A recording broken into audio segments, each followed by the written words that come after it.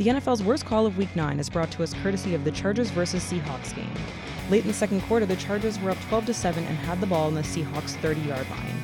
On 2nd and 10, Chargers quarterback Philip Rivers threw a short pass to wide receiver Mike Williams, who danced his way up the sideline and into the end zone for a touchdown.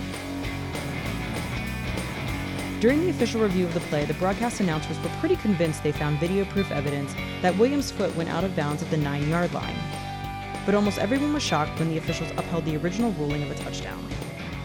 The Chargers extended their lead to 19-7, which came in handy at the end of the game, when the Seahawks lost by only 8 points. After the ruling, CBS NFL rule analyst Gene Steratore tried his best to defend the bizarre decision. He said, quote, "Right before that pirouette at the 9-yard line, it appears that the heel hits the ground, but you have to stay within the rules of replay. And is it clear and indisputable? Even with my bifocals on, I can't say clear and indisputable. We'll have to say it stands on this one."